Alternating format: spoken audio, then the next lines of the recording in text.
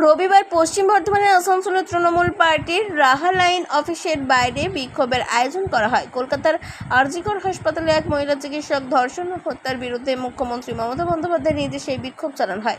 অনুষ্ঠানটি আসানসোল তৃণমূল উত্তর বিধানসভা দ্বারা আয়োজিত হয়েছিল, যাতে উপস্থিত ছিলেন রাজ্যের আইন ও শ্রমমন্ত্রী মলয় ঘটক, ডেপুটি মেয়র অভিজিৎ ঘটক, ওয়াসিমুল হক, পৌর কর্পোরেশনের চেয়ারম্যান অমরনাথ চট্টোপাধ্যায় সহ আরও অন্যান্য ব্যক্তিবর্গরাও।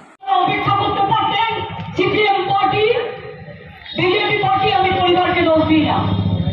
বলুন আপনারা মঙ্গলবারের মধ্যে হয়তো না করে আমি এটুকু বলবো যে আজকে যে ধর্ণা কর্মসূচি আমরা করছি, আমরা চাই যে যারা প্রকৃত দোষী তাদের সাজা হোক, যারা প্রকৃত দোষী তাদের ফাঁসির সাজা হোক, এই দাবি দিয়ে আজকে আমরা এখানে ধর্ণা কর্মসূচিতে বসেছি।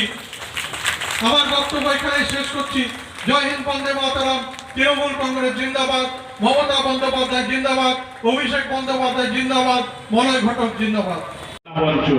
তাই আজকে আপনাদের কাছে সেই দিন, যেদিন আপনাদের কাছে কিন্তু একটা পরীক্ষা দিতে হবে। কেউ সন্ধ্যে 6টার আগে উঠবেন না। আমরা জানি আপনারা সেই ক্ষমতা আছে, তৃণমূল কংগ্রেস পারে।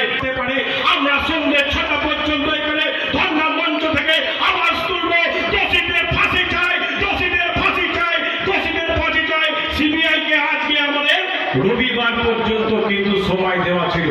দেখা যাক এখন পর্যন্ত।